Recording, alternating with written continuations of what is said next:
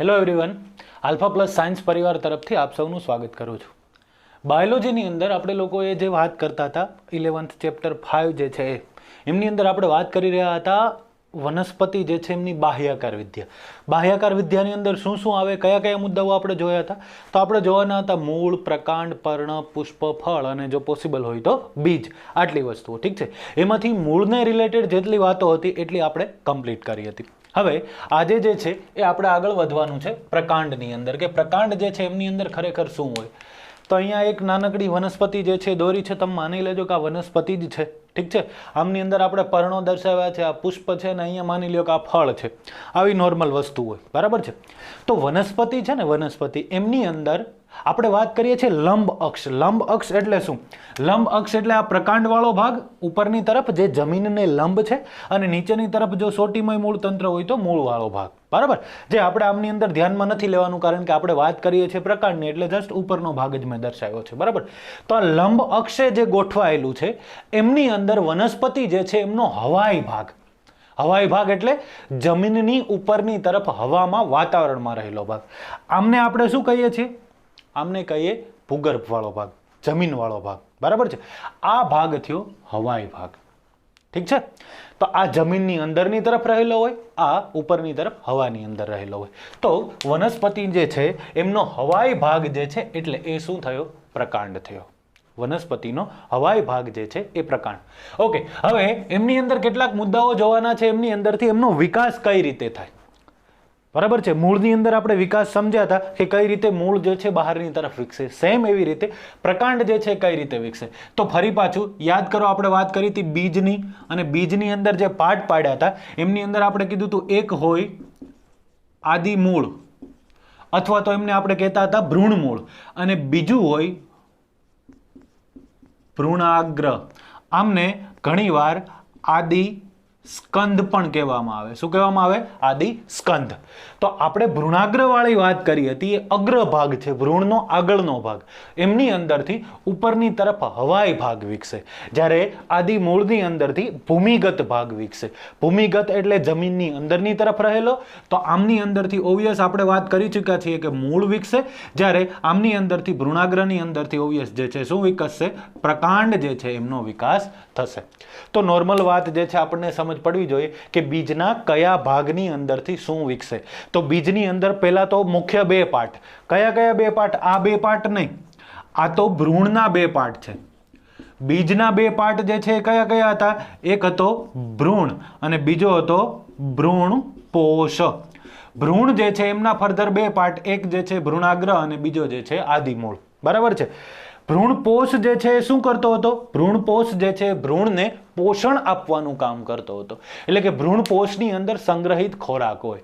ઘણી બધી વનસ્પતિના ભ્રૂણપોષ જે છે એ સંપૂર્ણ વપરાઈ ન જતા હોય, કારણ કે ભ્રૂણનો વિકાસ થતો હોય ત્યાં સુધી એમને સંગ્રહિત ખોરાક મળે. પછી મળતો હોય પણ પછી એટલી એમની જરૂરિયાત ન હોય ભ્રૂણનો એકવાર વિકાસ થઈ ગયા પછી. કારણ કે ભ્રૂણનો વિકાસ થઈ ગયા પછી બીજ જે છે એ જરૂરી નથી કે આપણે તરત જ જે છે એમનું વાવેતર કરી દઈએ. ઘણીવાર 1 વર્ષ, 2 વર્ષ, 5 વર્ષ, બરાબર. કેટલાક બાયોલોજીની અંદર એવા પુરાવાઓ પણ મળ્યા છે કે કેટલા વર્ષો સુધી, બરાબર છે, બીજ જે છે એ જૂના હોય એટલા વર્ષોના, અને એ બીજનું વાવેતર કરવામાં આવે તો પણ એ બીજ જે છે એ ફરી પાછા ઉગી નીકળે છે. મતલબ આટલા વર્ષોથી બીજ પડ્યા હતા ને એ કેવા હતા? જીવંત હતા. એ જીવંત ક્યારે રહી શકે?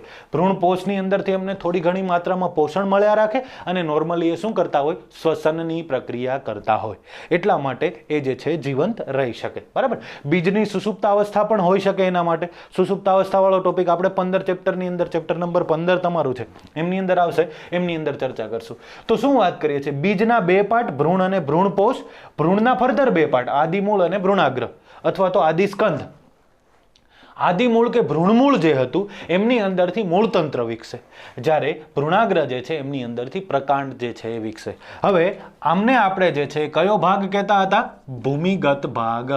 જ્યારે આમને આપણે કહીશું હવાઈ ભાગ. સમજો છો?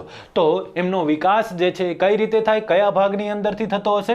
ભ્રૂણાગ્રની અંદરથી થતો હશે. તો બીજના ભ્રૂણનો જે અગ્રભાગ છે એમને આપણે કહીએ છીએ ભ્રૂણાગ્ર, એમની અંદરથી થાય. ત્યાર પછી ખાસ ઇમ્પોર્ટન્ટ આવર્તન આપણે સમજવાનું છે કે વનસ્પતિના પ્રકાંડ જે છે એ કેવું આવર્તન દર્શાવે. આવર્તન. આવર્તન એટલે શું? તો તમે લોકો જે અગાઉ 10th 9th માં થોડી ઘણી ચર્ચા કરી હશે આઈ થિંક. આવર્તનની અંદર શું હોય? તો જો પ્રકાંડ જે છે જમીનની દિશામાં જાય છે કે જમીનની દિશાથી વિરુદ્ધ જાય છે? જમીનની દિશાથી વિરુદ્ધ જાય છે. તો એમને કહેવાય ઋણ ભૂ આવર્તન. ભૂ આવર્તન એટલે કે જમીન તરફનું આવર્તન જે છે કેવું છે? ઋણ છે, એમનાથી વિરુદ્ધ દિશામાં જાય છે. જો અહીંયા મૂળ હોત તો એ શું આવત? ધન ભૂ આવર્તન. સમજો છો? તો આ વાત થઈ ઋણ ભૂ આવર્તન. બીજી વસ્તુ, પાણી જે છે ક્યાં હોય? જમીનની અંદર. પાણી તરફ પ્રકાંડ આગળ વધે છે? ના ભાઈ ના. કઈ તરફ આગળ? ઉપરની તરફ. બરાબર. તો આપણે શું કહીશું? ઋણ જલાનુવર્તન. જળ તરફનું, પાણી તરફનું આવર્તન જે છે એ પણ કેવું છે? એનાથી વિરુદ્ધ. એટલે કે પાણી તરફ આગળ, જમીન તરફ આગળ નથી વધતું, ઉપરની તરફ વધે છે.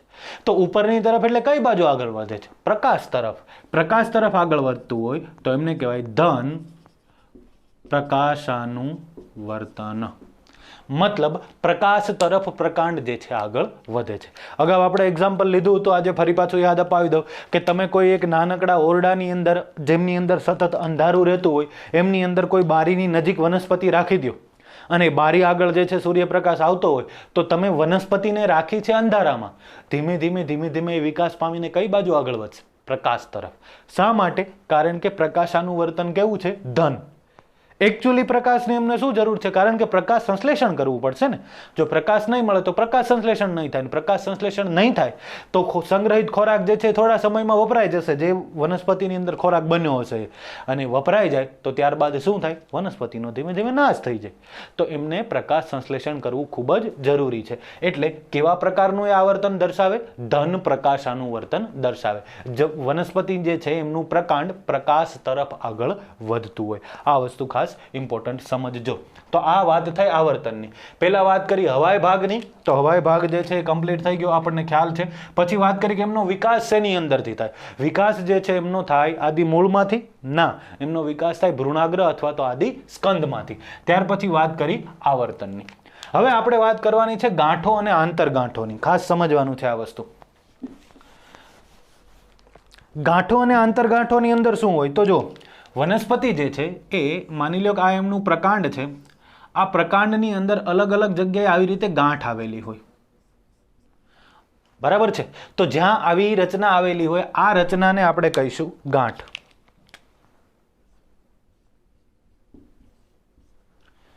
ગાંઠની રચના. બરાબર? તો પ્રકાંડ જે છે એક સરખું ન હોય, એમની અંદર અલગ અલગ વિસ્તારમાં દરેક વનસ્પતિ જે છે ડિપેન્ડ કરે, બધાની ગાંઠ વચ્ચે જે છે અંતર અલગ અલગ હોય. અલગ અલગ વિસ્તારની અંદર આવી રીતે ગાંઠની રચના થયેલી હોય તો આમને આપણે કહીએ ગાંઠ. અને ક્રમિક બે ગાંઠો વચ્ચેનું અંતર હોય એમને કહેવાય આંતરગાંઠ. જુઓ, આ ઉપરની ગાંઠ અને આ નીચેની ગાંઠ, એમની વચ્ચેનું જે અંતર છે, વચ્ચેનો આ ભાગ છે, એમને કહેવાય આંતરગાંઠ. આંતરગાંઠ એટલે આટલો ભાગ. સમજો છો? તો આને કહેવાય આંતરગાંઠ. હવે ગાંઠ અને આંતરગાંઠ જે છે એ ખરેખર શું છે? તો જે ગાંઠવાળો ભાગ હોય ને ત્યાંથી પર્ણો વિકસે. ગાંઠમાંથી સામાન્ય રીતે, જરૂરી નથી હંમેશા એવું જ થાય, પરંતુ સામાન્ય રીતે કોનો વિકાસ થાય? પર્ણો વિકસે. પર્ણો જે છે એમનો વિકાસ થશે ગાંઠોની અંદરથી. આંતરગાંઠ જે છે એ ડિપેન્ડ કરે કેવડી છે. જો ટૂંકી આંતરગાંઠ હોય તો વનસ્પતિ જે છે એમનું કદ નાનું હોઈ શકે. આ ખાસ શેરડી જેવી વનસ્પતિની અંદર ખૂબ જ ઇમ્પોર્ટન્ટ છે. શેરડીની અંદર આ વચ્ચેની આંતરગાંઠ જે છે એ જેટલી લાંબી એટલું શેરડીનું ઉત્પાદન વધુ થાય. શા માટે? જુઓ, કોઈ પણ શેરડી જે છે એમની અંદર માની લો કે આપણે એમ કહીએ કે 10 ગાંઠ થતી હોય. બરાબર છે? હવે ગાંઠ વચ્ચેનું અંતર જે છે કેટલાકની અંદર 2 સેન્ટીમીટર છે અને કેટલાક 2 સેન્ટીમીટર તો સાવ ન હોય. આપણે જે છે જસ્ટ એક્ઝામ્પલ લઈએ કે માની લો કે 1 ફીટ છે કેટલાકની અંદર. બરાબર? અને કેટલાકની અંદર જે છે 1.5 ફીટ છે. તો 10 ગાંઠો, બે પ્રકારની અંદર 10 ગાંઠો જ છે. બરાબર? ગાંઠો વચ્ચેનું અંતર જે છે એ કેટલું છે એના પર ડિપેન્ડ કરે. તો તમે જોઈ શકો છો કે આમની અંદરથી કયું પ્રકાંડ વધારે લાંબુ થશે, અને જે પ્રકાંડ વધારે લાંબુ થશે એમની ઉત્પાદન ક્ષમતા ઓબ્વિયસ કેવી થઈ જાય? વધુ થઈ જાય ને. કારણ કે શેરડી જે છે એમનું ઉત્પાદન શું છે? એમનું પ્રકાંડ પોતે જ. અથવા તો બીજી કોઈ વનસ્પતિ હોય જેમની અંદર આંતરગાંઠો જેટલી વધારે હશે એટલી એમની અંદર પુષ્પો સર્જાવાની સંભાવના વધશે, કારણ કે વનસ્પતિનું કદ વધી જાય છે, બીજી કોઈ પ્રોબ્લેમ ન હોય તો. અને પુષ્પો વધારે સર્જાશે તો ઓબ્વિયસલી ફળ પણ વધારે સર્જાશે, અને ફળ વધારે સર્જાશે તો શું થશે? ઉત્પાદન વધારે આવવાની સંભાવના હોય. તો આ વસ્તુ જે છે ઇમ્પોર્ટન્ટ છે. ગાંઠ છે ત્યાંથી વનસ્પતિ જે છે એમના શું થતા હોય? પર્ણો નોર્મલી સર્જાતા હોય. માની લો કે આ કોઈ પર્ણ છે તો એ કયા ભાગની અંદરથી સર્જાય છે? ગાંઠની અંદરથી સર્જાય છે. વળી આ બાજુ પણ આપણે દર્શાવી દઈએ કે અહીંયા પણ એક પર્ણ જે છે ગાંઠના ભાગની અંદરથી સર્જાય છે. અહીંયા જે છે મેં ટિપિકલ વનસ્પતિ જે આપણે એક્ઝેક્ટ માની લો કે કેટલાકની અંદર જોઈ પણ ન શકતા હોય એવું દર્શાવ્યું છે. સેમ અહીંયા પણ આપણે દર્શાવ્યું છે, તો અહીંયા પણ આપણે એક પર્ણ દર્શાવી દઈએ. ગાંઠ જે છે એ ગાંઠની નજીકથી શું વિકસે છે? પર્ણ વિકસે છે. તો આ વાત થઈ ગાંઠ અને આંતરગાંઠની. બરાબર. હવે આપણે ત્યાર પછીની વાત કરવાની છે કલિકાઓની. કલિકાઓ એટલે શું? તો કલિકાઓ બે પ્રકારની હોય વનસ્પતિઓની અંદર. એક જે છે એ અગ્રકલિકા હોય અને બીજી જે છે એ કક્ષ કલિકા હોય અથવા તો કક્ષીય કલિકા હોય. એમની ચર્ચા કરીએ. હવે જો કલિકાઓ જે છે એ બંનેનું કાર્ય માત્ર ને માત્ર નવા ભાગો વિકાસ કરવાનો છે. જો અગ્રકલિકા એટલે હંમેશા ટોચનો ભાગ. વનસ્પતિનો જે ટોચનો ભાગ હોય, આ ટોચનો ભાગ છે તો અહીંયા શું આવેલું હશે? અગ્રકલિકા. અને અગ્રકલિકા છે ત્યાં હંમેશા વર્ધનશીલ પેશી એક્ટિવ હશે. યાદ કરો, આના આગળના લેક્ચરની અંદર મૂળ જે છે એમના રૂપાંતરણો હતા, એમના પણ આગળના લેક્ચરની અંદર મૂળના પ્રદેશો હતા. એમની અંદર આપણે ચર્ચા કરી હતી કે વર્ધનશીલ પેશી જે છે એ સતત કોષ વિભાજન કરતી જાય અને નવા કોષો ઉમેરતી જાય. બરાબર છે. તો અહીંયા અગ્રભાગે ટોચના ભાગે જે છે એ વર્ધનશીલ પેશીના કોષો આવેલા હશે. એ સતત કોષ વિભાજન કરશે એટલે ટોચ જે છે સતત શું થયા રાખે? આગળ વધ્યા રાખે. તો વનસ્પતિનો શું થાય? વિકાસ થશે. સમજ પડે? ઓકે, ચાલો. ઓકે, તો આ વાત થઈ અગ્રકલિકાની. હવે વાત કરીએ કક્ષકલિકાની. અગ્રકલિકા સમજાય ને બધાને? શું હોય? ટોચના ભાગે જે છે એ રહેલી હોય એમને કહેવાય અગ્રકલિકા. હવે હમણાં બંને વચ્ચેનો ડિફરન્સ પણ આપણે ક્લિયર કરીએ. વનસ્પતિનું કોઈ પણ પ્રકાંડ વિકસતું જતું હશે તો એમના ટોચના ભાગે જે રહેલું હશે એને અગ્રકલિકા આપણે કહીશું. અહીંથી સાઈડમાંથી નવી કોઈ શાખા માની લો કે વિકસે છે, અહીંથી સાઈડમાંથી નવી કોઈ શાખા વિકસે છે, એ શાખાના ટોચના ભાગે જે રહેલી હશે એમને પણ આપણે શું કહીશું? અગ્રકલિકા. અગ્રકલિકા જે છે એ શું ધરાવતું હશે? વર્ધનશીલ પેશી ધરાવતું હશે. વર્ધનશીલ પેશીના કોષો ધરાવતું હશે. અગાઉ આપણે સમજાયું હતું વર્ધનશીલ પેશી જે છે એટલે સતત વિકાસ. વર્ધનશીલ પેશી જે છે એમનું કાર્ય છે કોષ વિભાજન દ્વારા સતત નવા કોષો ઉમેરતા રહેવાનું. બરાબર છે. તો આ ટોચના ભાગે એટલે કે આ જ ટોચના ભાગે નહીં, કોઈ પણ જગ્યાએ જ્યાં ટોચનો ભાગ હશે અહીંયા પણ જે છે એ કેટલોક વિસ્તાર જે છે, માની લો કે અહીંયા હું આ રીતે દર્શાવી દઉં છું, આટલો વિસ્તાર જે છે એ શું હશે? અગ્રકલિકા. બરાબર. તો પહેલી વાત થઈ અગ્રકલિકાની, જે વનસ્પતિઓના વિકસતા ભાગોની અંદર ટોચવાળો વિસ્તાર હોય. એમની અંદર વર્ધનશીલ પેશીના વર્ધમાન કોષો આવેલા હોય અથવા તો વર્ધનશીલ કોષો આવેલા હોય જેનું કાર્ય છે સતત કોષ વિભાજન કરવાનું. સતત કોષ વિભાજન થયા રાખશે એટલે વનસ્પતિની વૃદ્ધિ સતત થયા રાખશે. આ વસ્તુ ખાસ સમજો. માણસોની વૃદ્ધિ, પ્રાણીઓની વૃદ્ધિ જે છે એ અમુક અવસ્થા સુધી હોય, જેને આપણે કહીએ છીએ કે ભાઈ પુખ્તાવસ્થા. પુખ્તાવસ્થા સુધી એમની લંબાઈમાં વધારો થાય, એમની મુખ્ય વૃદ્ધિમાં વધારો થાય, હાડકાં જે છે એમની લંબાઈની અંદર વધારો થાય, આખું હાડપિંજર જે છે એમની રચના જે છે સતત વૃદ્ધિ પામતી જતી હોય. પણ પુખ્તાવસ્થા બાદ માનવીની વૃદ્ધિ જે છે અમુક સમય બાદ અટકી જતી હોય. એ વૃદ્ધિ અટકી જાય છે. બરાબર છે. જ્યારે વનસ્પતિની વૃદ્ધિ જીવન પર્યંત ચાલુ રહે છે. વનસ્પતિની અંદર નવા ભાગો લાઈફ ટાઈમ, જ્યાં સુધી વનસ્પતિ જીવંત રહે છે ત્યાં સુધી સતત સર્જાતી રહેતી હોય. એનું રીઝન છે વન ઓફ ધી બધા રીઝનમાંથી એક રીઝન છે અગ્રકલિકા. સમજો છો? પહેલી વસ્તુ તો આ. કલિકા બે છે. એક છે અગ્રકલિકા અને બીજી છે કક્ષીય કલિકા અથવા તો કક્ષકલિકા. અહીં આપણે કીધું ને અગ્રકલિકા અને કક્ષકલિકા. હવે કક્ષકલિકા ક્યાં હોય? પ્રકાંડ સાથે જ્યાં પર્ણ જોડાયેલું હોય, પ્રકાંડ સાથે જે ભાગની અંદર પર્ણ જોડાય છે અને અહીંયા જે ખૂણો બને છે એમને કહેવાય કક્ષ. આ વિસ્તારને કહેવાય, આ પ્રકાંડ અને પર્ણ બંનેના જોડાણ વચ્ચેનો આટલો ભાગ છે આમને આપણે કહીશું કક્ષ. સમજો છો? અને કક્ષની અંદરથી નવા ભાગો વિકસવાની ક્ષમતા હોય. બરાબર. કલિકા એટલે શું? જો અગાઉ આપણે જે છે મૂળની અંદર પણ વાત કરી હતી કે શક્કરિયાની અંદરથી કલિકાઓ લઈને આપણે એમનું વાવેતર કરીને શું કરી શકીએ, નવા શક્કરિયાઓનું શું કરી શકીએ, મતલબ પ્રજનન કરી શકીએ, જેને આપણે મૂળ દ્વારા થતું પ્રજનન સમજાવ્યું હતું. નવા શક્કરિયાઓ જે છે એમના વેલાઓ સર્જી શકીએ. કલિકા એટલે નવા ભાગો સર્જતો ભાગ. ઓકે, તો અહીંયા આપણે શું કીધું, પ્રકાંડ અને પર્ણ જ્યાં જોડાયેલા છે એમની વચ્ચેનો ભાગ જે છે એમને કહેવાય કક્ષ. એ કક્ષમાંથી નવો ભાગ જે છે વનસ્પતિનો કોઈ પણ ભાગ વિકસી શકે, આમાંથી શાખાઓ વિકસી શકે, તો એમને કહેવાય કક્ષ કલિકા. એટલે કે અહીંયા જે વિસ્તારની અંદર, આ વિસ્તારની અંદર જે છે એ શું થતું હશે, નવા ભાગો વિકસી શકે. તો કક્ષની અંદરથી નવા ભાગો વિકસે એમને શું કહેવાય, કક્ષીય કલિકા અથવા તો કક્ષ કલિકા. તો બધા જ પર્ણો જે છે એ અને પ્રકાંડ જે છે એમના નજીકના વિસ્તારોની અંદરથી શું થતું હશે, નવા ભાગો વિકસી શકે. અને આ જે નવા ભાગો વિકસી શકે એમને કહેવાય કક્ષ કલિકા. બરાબર. એક વાત થઈ અગ્રકલિકા, જે ક્યાં રહેલી છે, ટોચના ભાગે રહેલી છે. બીજી વાત થઈ કક્ષ કલિકા, જે ક્યાં રહેલી છે, પર્ણ અને પ્રકાંડની વચ્ચે જે બન્યું, ખૂણા જેવી રચના બની, એમને કહેવાય કક્ષ. એમાંથી નવો ભાગ વિકસે તો એમને કહેવાય કક્ષ કલિકા.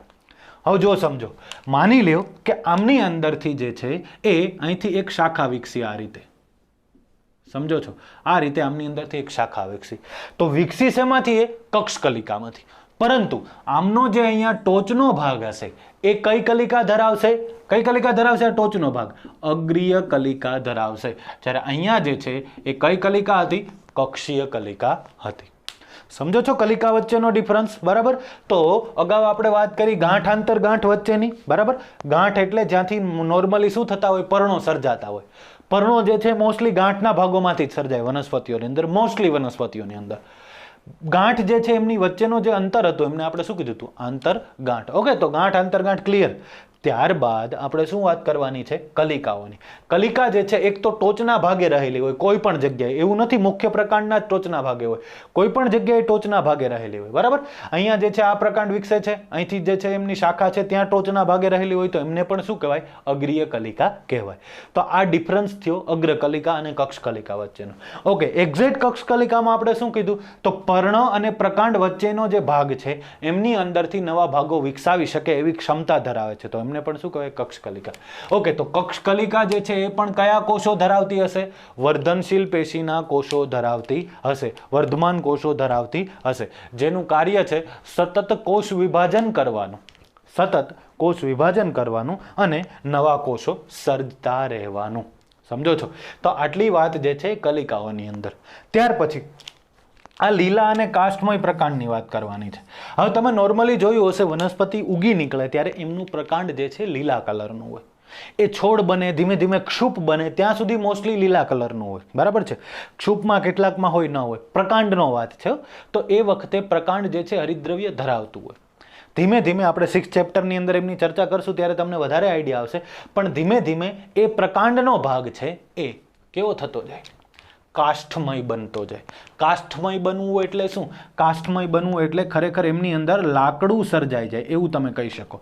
લાકડું જે છે એમનો કલર કેવો હોય, બદામી રંગ કે જે કંઈ બ્રાઉન રંગ તમે કહો છો. બરાબર છે, વુડન, તો એવો કલર બની જાય. તો શરૂઆતમાં જે છે પ્રકાંડ કેવા કલરના હોય, લીલા કલરના હોય. ત્યાર પછી ધીમે ધીમે જે છે શું થતા જાય, કાષ્ઠમય બનતા જાય, એટલે કે લાકડા જેવા બનતા જાય. તો જ્યારે લીલા હોય ત્યારે થોડા ઘણા પ્રમાણમાં પ્રકાંડ જે છે સ્થિતિસ્થાપક પણ હોય, છોડને તમે વાળી શકો, પછી છોડ વળે નહીં, કાષ્ઠમય બની જાય એટલે શું થઈ જાય, મજબૂત થઈ જાય. સમજો છો. સો આ વાત જે છે પ્રકાંડનું ઇન્ટ્રોડક્શન થઈ ગયું. સૌપ્રથમ પ્રકાંડની અંદર શું વાત કરી આપણે કે ભાઈ એ વનસ્પતિનો હવાઈ ભાગ છે. બરાબર છે, વનસ્પતિનો ઉપરની તરફનો હવાઈ ભાગ છે. બીજી વસ્તુ કે એમનો વિકાસ જે છે એ ક્યાંથી થાય, તો બીજ જે છે એની પહેલા રચના આપણે સમજવી પડે. બીજની રચનાની અંદર બે ભાગ, ભ્રૂણ અને ભ્રૂણપોષ. ભ્રૂણ જે છે એમના ફર્ધર બે ભાગ. ભ્રૂણપોષનું કાર્ય છે ભ્રૂણને પોષણ આપવું. ભ્રૂણના ફર્ધર બે ભાગ, એમની અંદર આદિમૂળ અથવા તો ભ્રૂણમૂળ અને બીજું આદિસ્કંદ અથવા તો ભ્રૂણાગ્ર. આદિમૂળ અથવા તો ભ્રૂણમૂળની અંદરથી, આદિમૂળ અથવા તો ભ્રૂણમૂળની અંદરની તરફથી શું વિકસે છે, એમની અંદરથી વિકસે છે મૂળતંત્ર. જ્યારે ઉપરનું આદિસ્કંદ અથવા તો ભ્રૂણાગ્ર છે એમની અંદરથી વિકસશે પ્રકાંડ. સમજો છો? તો મૂળ તંત્ર અને સામેની તરફ શું વિકસશે? પ્રકાંડ વિકસશે. સમજ પડે આટલી વસ્તુ? ત્યારબાદ આપણે વાત કરી કે ભાઈ આમના આવર્તન શું છે પ્રકાંડના, બરાબર? તો મૂળની સાથે સરખામણી કરો. મૂળનું આવર્તન શું હતું? આપણે શ્વસન મૂળની અહીંયા વાત નથી કરતા, નોર્મલ મૂળની વાત કરીએ છીએ. શ્વસન મૂળનું આવર્તન સેમ આના જેવું છે. નોર્મલ મૂળ જે છે એમનું આવર્તન હતું ધન ભૂ આવર્તી, એટલે કે જમીનની અંદરની તરફ જાય છે. બીજી વસ્તુ ઋણ પ્રકાશાનુવર્તી, પ્રકાશથી વિરુદ્ધ દિશામાં જાય છે. ધન જલાનુવર્તી, બરાબર છે? તો કઈ બાજુ જાય છે? પાણીની દિશાની અંદર જાય છે. સમજ પડે છે? એનાથી એક્ઝેક્ટ વિરુદ્ધ પ્રકાંડ જે છે એ ઋણ ભૂ આવર્તી, જમીનથી વિરુદ્ધ દિશામાં, બરાબર? ઋણ જલાનુવર્તી, પાણી જે છે એના કરતા પણ વિરુદ્ધ દિશામાં. અને ધન પ્રકાશાનુવર્તી. આ વાત થઈ આવર્તનની. ત્યાર પછી આપણે વાત કરી ગાંઠો અને આંતરગાંઠોની. જે ભાગમાંથી પર્ણો વિકસે છે એ ભાગો હોય ગાંઠોવાળા વિસ્તારો. ગાંઠો વચ્ચેનું જે અંતર હોય એમને કહેવાય આંતરગાંઠ.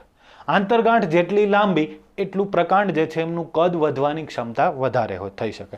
કારણ કે તમે સમજી શકો કે આ 3 આંતરગાંઠો છે, આપણે મતલબ 2 આંતરગાંઠો જ થાય આમની અંદર, તો આમની વચ્ચેનું અંતર જુઓ. હવે હું અહીંયા બીજી વનસ્પતિ કોઈ પણ દર્શાવું. આ વનસ્પતિ છે, માની લ્યો કે આમની અંદર પહેલી ગાંઠ અહીંયા છે, બીજી ગાંઠ અહીંયા છે અને ત્રીજી ગાંઠ અહીંયા છે. સમજો છો? તો આ 2 જ આંતરગાંઠ વચ્ચેનું અંતર અને આ 2 આંતરગાંઠ વચ્ચેનું અંતર, કઈ વનસ્પતિ લંબાઈમાં વધારે થશે? આ. હવે આપણે કહીએ કે ભાઈ આમની અંદર પણ 5 આંતરગાંઠ છે અને આમની અંદર પણ 5 આંતરગાંઠ છે, તો આ વનસ્પતિ જે છે કેવી થઈ જશે? આમનાથી ઓલમોસ્ટ 1.5 કે 2 ગણી થઈ જશે, વધી જશે. સમજો છો? સો આંતરગાંઠ જે છે એમની લંબાઈ જેટલી વધારે એમ પ્રકાંડનું કદ વધારે. કેટલીક વનસ્પતિઓની અંદર આંતરગાંઠની લંબાઈ જેટલી વધારે એટલું શું થઈ શકે? એટલું ઉત્પાદન ઊંચું આવી શકે. એમની અંદર એક્ઝામ્પલ આપ્યું શેરડીનું. સમજો છો? તો આ વાત થઈ શેની? આવર્તનની અને ગાંઠ અને આંતરગાંઠોની. ત્યાર પછી શું વાત કરી? કલિકાઓની. કલિકાઓ જે છે એમની અંદર 2 પાર્ટ આપણે કીધા, અગ્રકલિકા અને કક્ષકલિકા. સમજો છો? અગ્રકલિકા એટલે ટોચના ભાગે રહેલી હોય, અગ્રભાગે રહેલી હોય. ત્યાંથી શું સર્જાય? ત્યાંથી વર્ધમાન પેશીના સતત કોષો ઉમેરાતા જતા હોય એટલે સતત વિકાસ થયા રાખે. અગ્રકલિકા જે છે એનું કાર્ય છે સતત વિકસિત રહેવાનું, બરાબર? એ કોઈ પણ ભાગે ટોચનો ભાગ હોય ત્યાં હોય. ઇવન મૂળની અંદર પણ અગ્રકલિકા તમે કહી શકો, એમના અગ્રભાગે પણ વર્ધનશીલ પેશીના કોષો જ કાર્ય કરતા. પણ મોસ્ટલી આપણે આમને ક્યાં ધ્યાનમાં લઈએ છીએ? પ્રકાંડની અંદર. 6th ચેપ્ટરની અંદર તમને વધારે ક્લિયર થશે, કારણ કે ત્યાં પેશીઓ જે છે, વર્ધનશીલ પેશી અને બીજી સ્થાયી પેશીઓ, એમના વિશે આપણે વાત કરીશું. ત્યારબાદ જે છે કક્ષકલિકા. કક્ષકલિકા જે છે એમની અંદર આપણે શું કીધું? તો પહેલા તો કક્ષ કોને કહેવાય? પર્ણ અને પ્રકાંડ વચ્ચેનો જે ભાગ વધે છે, જે વિસ્તારે રહે છે, એમને આપણે કીધું કક્ષ. અને એમની અંદરથી જે કલિકા વિકસશે એમને આપણે કીધું કક્ષ કલિકા અથવા તો કક્ષીય કલિકા. તો આ વસ્તુ સમજવાની, બરાબર છે? અગ્રકલિકા અને કક્ષકલિકા બંને નવા ભાગો વિકસાવવાનું કાર્ય કરશે. અગ્રકલિકા ટોચના ભાગોને વિકસાવશે, કક્ષકલિકા સાઈડના ભાગોને વિકસાવશે. સમજો છો? એટલે એ વસ્તુ જે છે ખાસ ધ્યાનમાં રાખવાની. અને લાસ્ટમાં આપણે વાત કરી કે ભાઈ લીલા જે છે શરૂઆતની અંદર પ્રકાંડ જે છે કેવા હોય? લીલા કલરના હોય. ધીમે ધીમે જેમ જેમ એમની વૃદ્ધિ થતી જાય ત્યારબાદ એ ધીમે ધીમે શેની અંદર પરિવર્તિત થઈ જાય? કાષ્ઠમય પ્રકાંડની અંદર રૂપાંતરિત કે પરિવર્તિત થઈ જતા હોય છે. સમજો છો? સો આ વાત થઈ પ્રકાંડના ઇન્ટ્રોડક્શનની.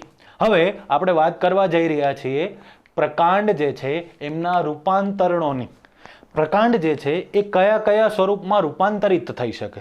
પ્રકાંડના નોર્મલ કાર્યો જે છે એ તો છે જ, પણ એ સિવાયના એક્સ્ટ્રા કાર્યો શું છે એમની ચર્ચા કરવાની છે. ઓકે, તો હવે એમની વાત ચાલો. ઓકે, તો પ્રકાંડના વિશિષ્ટ કાર્યો જે છે એ સમજતા પહેલા પ્રકાંડના સામાન્ય કાર્યો સમજવા આપણે જરૂરી છે. કારણ કે મોસ્ટલી જે બધા જ પ્રકાંડ જે છે એમની અંદર થતું હોય. વિશિષ્ટ કાર્યો શું હોય? વનસ્પતિઓ પર ડિપેન્ડ કરે. જરૂરી નથી કે બધી જ વનસ્પતિઓની અંદર એવા વિશિષ્ટ કાર્યો થતા હોય. જ્યારે સામાન્ય કાર્યો એવા છે કે મોસ્ટલી બધી જ વનસ્પતિઓ જે છે એમની અંદર આવા સેમ કાર્યો થતા હોવા જોઈએ. સૌ પ્રથમ વાત થઈ પર્ણોની ગોઠવણી. પર્ણોની ગોઠવણી એટલે શું? કઈ રીતે ગોઠવણી કરવાની હોય? તો પર્ણો જે છે એમને વ્યવસ્થિત માત્રામાં, યોગ્ય માત્રામાં હવા મળી રહે એ રીતે ગોઠવવા જોઈએ. બીજી વસ્તુ કે વ્યવસ્થિત માત્રામાં સૌથી ઇમ્પોર્ટન્ટ વાત, પ્રકાશ મળી રહે એ રીતે ગોઠવવા જોઈએ. આપણે પર્ણોની અંદર પર્ણ વિન્યાસ ભણશું. વિન્યાસ એટલે ગોઠવણી, બરાબર છે? તો એ ત્યારે તમને વધારે ક્લિયર થશે. પણ પર્ણો જે છે એમની ગોઠવણી જે છે એ ખૂબ જ ઇમ્પોર્ટન્ટ છે. ઘણીવાર શું થતું હોય, પર્ણો એકબીજા પર જો ગોઠવાઈ જાય તો શું થાય, બધાને પૂરતી માત્રામાં પ્રકાશ ન મળે, પ્રકાશ ન મળે તો શું થાય, પ્રકાશ સંશ્લેષણ ઓછી માત્રામાં થાય અથવા તો ખૂબ જ ઓછું થાય, નહીવત થાય. તો એટલા માટે એમને વ્યવસ્થિત સારી રીતે હવા પણ મળી રહેવી જોઈએ. તો તમને પ્રશ્ન થાય હવાની શું જરૂર છે? હવાની ઘણી બધી જરૂર છે બેટા. શું? જો સૌપ્રથમ તો ગરમ હવા હોય તો વનસ્પતિ જે છે એમને વધારે માત્રામાં શું કરવું પડે? વધારે માત્રામાં એમને બાષ્પોત્સર્જન કરવું પડે. કારણ કે પર્ણનું તાપમાન જે છે વધે, અને પર્ણનું તાપમાન વધે તો મેં તમને એક્ઝામ્પલ આપ્યું હતું કે આપણા શરીરની અંદર જેમ પ્રસ્વેદ ગ્રંથિ આવેલી હોય, જેમ આપણા શરીરનું તાપમાન વધે ત્યારે પરસેવો જે છે એમનું નિર્માણ થાય, સેમ એવી રીતે બાષ્પ જે છે એમનું ઉત્સર્જન કરે વનસ્પતિઓ. તો જેમ ઠંડી હવા હોય, સારી હવા હોય, વ્યવસ્થિત હવા હોય તો એમની અંદર બાષ્પોત્સર્જન ઘટે. તો ત્યારે વનસ્પતિઓ જે છે એ વ્યવસ્થિત માત્રામાં પાણીનો વ્યય શું કરી શકે? અટકાવી શકે. એટલા માટે હવા જે છે વ્યવસ્થિત મળી રહેવી જોઈએ. બીજી વસ્તુ પ્રકાશ. તો હવે એ તો પ્રશ્ન જ નથી. તમને ખબર પડવી જોઈએ કે પર્ણોની વ્યવસ્થિત ગોઠવણી થયેલી હશે તો બધા જ પર્ણો જે છે મેક્સિમમ માત્રામાં પ્રકાશના કોન્ટેક્ટમાં આવશે, મેક્સિમમ માત્રામાં પ્રકાશના સંપર્કમાં આવશે. અને પ્રકાશના સંપર્કમાં મેક્સિમમ માત્રામાં આવે તો પર્ણો જે છે વધારેમાં વધારે માત્રામાં પ્રકાશ સંશ્લેષણની પ્રક્રિયા કરી શકે, જે આપણા બધા માટે ખૂબ જ ઇમ્પોર્ટન્ટ છે. વનસ્પતિઓ માટે તો ઇમ્પોર્ટન્ટ છે જ, કારણ કે વનસ્પતિઓ જે છે પ્રકાશ સંશ્લેષણ ન કરે તો શું થાય એ આપણે કલ્પના પણ ન કરી શકીએ. જો વનસ્પતિઓ પ્રકાશ સંશ્લેષણ ન કરે તો પ્રાણીઓ ટકી શકે નહીં પૃથ્વી પર. શા માટે? બે રીઝન છે, ખોરાક અને ઓક્સિજન. બંને વસ્તુ મેક્સિમમ તમને કોના કારણે મળે છે? પ્રકાશ સંશ્લેષણના કારણે. એટલા માટે પ્રકાશ મળી રહે અને કેવો? વ્યવસ્થિત માત્રામાં મળી રહે એવી રીતે પર્ણોની ગોઠવણી જે છે એ કરવી જોઈએ. કોણે કરવી જોઈએ? પ્રકાંડે. અને પ્રકાંડ જે છે એ આ રીતે પર્ણોની ગોઠવણી કરે પણ ખરું. ઓકે, સમજ પડે? ચલો આનાથી આગળ પુષ્પ, ફળ, બીજની ગોઠવણ. આમની ચર્ચા ખાસ ઇમ્પોર્ટન્ટ છે. અહીંયા અમે બેઝિક પુષ્પની વાત કરી છે, બરાબર? જે તમે આકર્ષક કોઈ ગુલાબનું ફૂલ જોવો કે કમળનું ફૂલ જોવો એના જેવું નથી, પણ મેં એમના પાર્ટ દર્શાવ્યા છે આમની અંદર, બરાબર? કારણ કે પુષ્પ જે છે એ વનસ્પતિનું પ્રજનન અંગ છે, બરાબર છે? હવે પુષ્પની રચનાની અંદર શું હોય? તો પહેલા તો પુષ્પ તમે જે હાથમાં પકડો છો એમને કહેવાય પુષ્પદંડ, બરાબર? જે રીતે તમે પકડતા હોય એ, બરાબર? ત્યાર પછી ઉપરના ભાગે જેના પર પુષ્પ સ્થાપિત થયેલું છે એમને કહેવાય પુષ્પાસન, પુષ્પનું આસન. તો શું હોય? પ્રકાંડ જે છે એમનો ટોચનો ભાગ ફૂલી જતો હોય અને એના પર પુષ્પ સ્થાપિત થયેલું હોય. ક્યારેય પણ તમે પુષ્પ જુઓ તો જોજો કે તમારે હાથમાં જે છે એ પકડશો તો એ પાતળું પ્રકાંડ જેવી રચના હશે, દંડ, બરાબર? અને આગળ જેમ વધતા જશો, જેમ પુષ્પની નજીકના ભાગમાં જશો, બરાબર, તો એમને કહેવાય પુષ્પદંડ. પુષ્પદંડ છે એમની બહારની તરફથી તમે જોતા જાઓ તો સૌ પ્રથમ આવશે એમને આપણે કહીશું વજ્રચક્ર. આ ખૂબ જ ઇમ્પોર્ટન્ટ ચક્ર છે.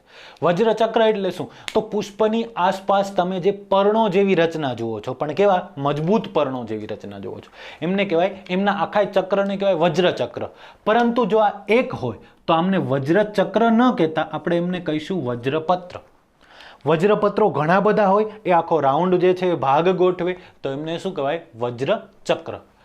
વજ્રપત્રો જે છે શેનું નિર્માણ કરે? વજ્રચક્રનું. અને વજ્રચક્ર જે છે એમને શું કરવાનું છે? ભાઈ બહારની તરફ મજબૂત આવરણ આવેલું છે, એમનું કામ શું છે? એમનું ઓબ્વિયસ કામ રક્ષણ આપવાનું છે. અને મોસ્ટલી કઈ અવસ્થામાં? કળી અવસ્થામાં રક્ષણ આપવાનું છે. પુષ્પ જે છે, ફૂલ જે છે, એમની કળી તમે જોઈ હશે તો તમને આઈડિયા હશે કે એ પુષ્પ અંદરની તરફ હોય, કળી જે છે ઉપરની તરફ જે છે શું રહેલા હોય? વજ્રપત્રો ગોઠવાયેલા હોય, લીલા કલરના પર્ણો જે છે એના જેવી રચના જે છે ગોઠવાયેલી હોય. તો આ વાત થઈ વજ્રપત્રની. ત્યાર પછી એમનાથી અંદર જાઓ તો સરસ મજાના આકર્ષક, જેના કારણે પુષ્પ આપણને ગમે છે, એ વાત થઈ. એને કહેવાય દલપત્રો. અને દલપત્રો જે છે એ ભેગા મળીને બનાવે દલચક્ર. દલચક્ર બનાવે. દલચક્ર જે છે એનું કાર્ય શું છે? બરાબર? તમને પુષ્પ શું કામ ગમે છે? દલચક્રના કારણે. એના તરફ આપણે આકર્ષણ પામીએ છીએ, સુંદર રચના છે એટલા માટે. તો આનું કામ છે આકર્ષક દેખાવનું પુષ્પના. શા માટે? કારણ કે પુષ્પ આકર્ષક દેખાશે તો ત્યાં બીજે કીટકો જશે, મધમાખીઓ જશે, નોર્મલી જે ફ્રૂટ બીજ હોય, બરાબર છે, એ બધી જશે, ફળમાખીઓ. ત્યાર પછી પક્ષીઓ ત્યાં જશે. એના કારણે વનસ્પતિઓને પરાગનયનની અંદર મદદ મળશે. હવે પ્રશ્ન એ છે કે પરાગનયન એટલે શું? પરાગનયન એટલે શું?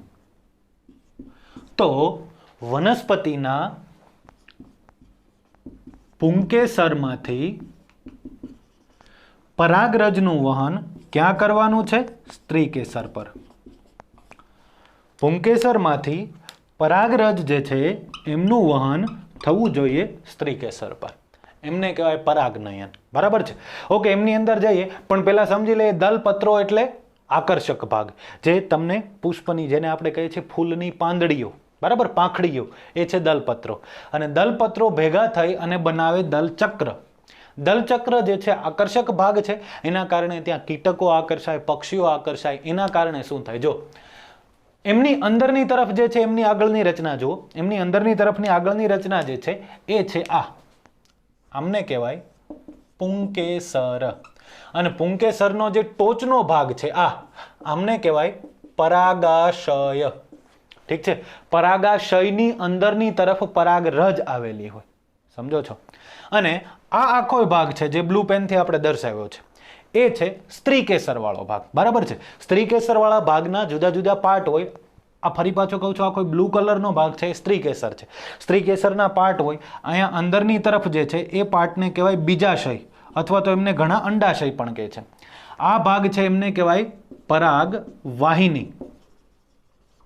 અને ઉપર ટોચનો ભાગ છે એમને કહેવાય પરાગાસન.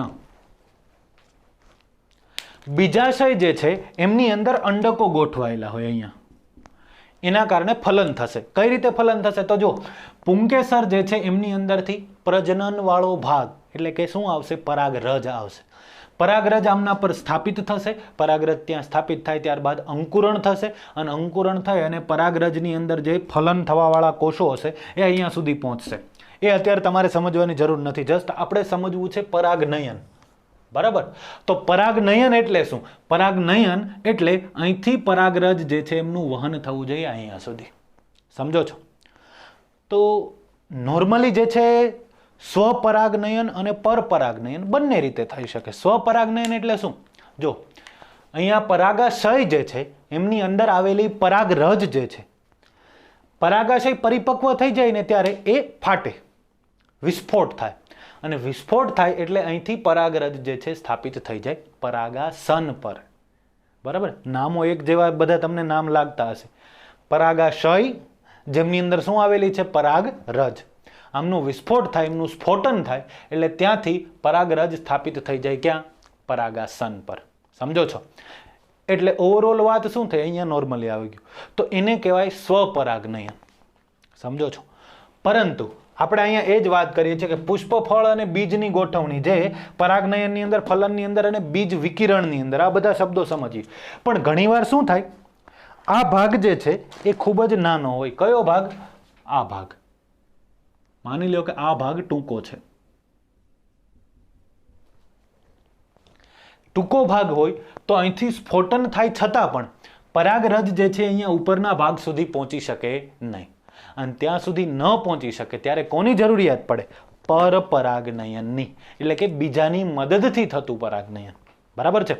એટલે કે કીટકો દ્વારા થઈ શકે, પક્ષીઓ દ્વારા થઈ શકે, પ્રાણીઓ દ્વારા થઈ શકે, જલીય વનસ્પતિ હોય તો એમની અંદર પાણી દ્વારા થઈ શકે, માનવીઓ દ્વારા થઈ શકે, પવન દ્વારા થઈ શકે પરાગનયન. કોઈ પણ દ્વારા પરાગરજ જે છે એ અહીંથી વહન પામીને અહીંયા સુધી આવી જવી જોઈએ. બરાબર? પહેલી વસ્તુ આ. બીજી વસ્તુ, તો આ શું વાત કરી? પરાગનયન પુંકેસરમાંથી પરાગરજ જે છે ક્યાં સ્થાપિત થાય? સ્ત્રીકેસર પર. આ પુંકેસરમાંથી અથવા તો આ પુંકેસરમાંથી પરાગરજ સ્ત્રીકેસર પર સ્થાપિત થવી જરૂરી છે. એમને કહેવાય પરાગનયન. હવે આ તો વાત થઈ આ પુષ્પની. બરાબર? હજુ બીજા ટાઈપનું એક પુષ્પ હોય. બરાબર? આ પુષ્પ જે આપણે દર્શાવ્યું છે, આ પુષ્પ છે ઉભયલિંગી. ઉભયલિંગી પુષ્પ એટલે શું? ઉભયલિંગી પુષ્પ એટલે એમની અંદર પુંકેસર એટલે કે નર પ્રજનન તંત્ર પણ છે અને સ્ત્રીકેસર એટલે કે માદા પ્રજનન તંત્ર પણ છે. જ્યારે કેટલાક પુષ્પો હોય એકલિંગી. એકલિંગીની અંદર શું હોય? તો ઉપરની તરફ જે ગોઠવાયા હોય એ પુષ્પો હોય નર પુષ્પો. એમની અંદર માત્ર જે છે આ પુંકેસર ગોઠવાયેલું હોય. અને નીચેની તરફ ગોઠવાયેલા હોય એ હોય માદા પુષ્પો. સમજો છો? એટલે કે આ પ્રકાંડ છે, બરાબર છે? આ પ્રકાંડની અંદર આમની ઉપરની તરફ જે ગોઠવાયા હશે, અહીંયા જે પુષ્પો ગોઠવાયેલા હશે એ પુષ્પો જે છે એમની અંદર શું હશે? એ બધા પુષ્પો કેવા હશે? નર પુષ્પો. અને એમનાથી નીચેની તરફ જે ગોઠવાયા હશે અહીંયા, આ બધા પુષ્પો કેવા હશે? માદા પુષ્પો. જેના કારણે શું થશે? આ નર પુષ્પોની પરાગરજ અહીંથી સ્ફોટન પામે તો સરળતાથી નીચેના માદા પુષ્પો જે છે એમની અંદર જઈ શકે. એક વસ્તુ ખાસ સમજવાની, માદા જન્યુઓ કરતા, બરાબર છે, માદાના કોષો કરતા, માદાના અંડકોષો જે આપણે વાત કરીએ છીએ એના કરતા હંમેશા નર પ્રજનન કોષો જે છે વધારે માત્રામાં જ સર્જાતા હોય કોઈ પણની અંદર. ઠીક છે, આગળ વાત કરીએ. ચલો, શા માટે નર પ્રજનન કોષો જે છે વધારે પ્રમાણમાં હશે? કારણ કે નર પ્રજનન કોષોનો વ્યય થવાની સંભાવના ખૂબ વધારે છે. માનવીઓમાં પણ એવું હોય. માદા જે છે એ 1 મંથ પર 1 અંડકોષ સર્જે, બરાબર છે, નોર્મલી. જ્યારે પુરુષની અંદર ઘણા બધા શુક્રકોષો સર્જાતા હોય. બધા જ શુક્રકોષો ફલન કરવા માટે સક્ષમ પણ ન હોય. ઠીક છે, તો આ મુજબની વાત છે. સેમ એવી રીતે અહીંયા પરાગરજ જે છે એમની સંખ્યા ખૂબ જ વધારે હોય. અંડકો અહીંયા સુરક્ષિત છે, એ ક્યાંય નથી જવાના, પણ પરાગરજ જે છે એમનો વ્યય થઈ શકે. અહીંયા પણ પરાગરજ જે છે એમનો વ્યય થઈ શકે.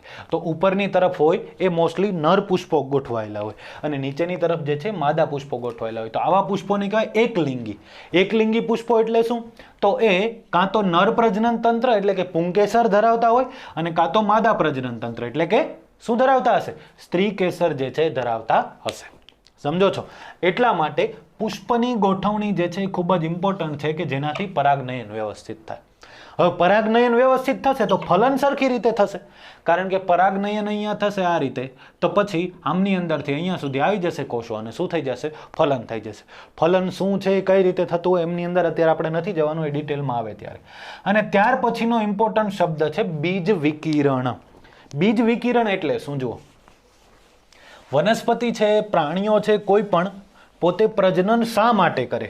વનસ્પતિ કે પ્રાણીઓ પ્રજનન કરે પોતાની સંતતિઓનું, પોતાની જાતિનું અસ્તિત્વ ટકાવી રાખવા માટે, પોતાના જેવા બીજા સજીવો પૃથ્વી પર ટકી રહે એટલા માટે.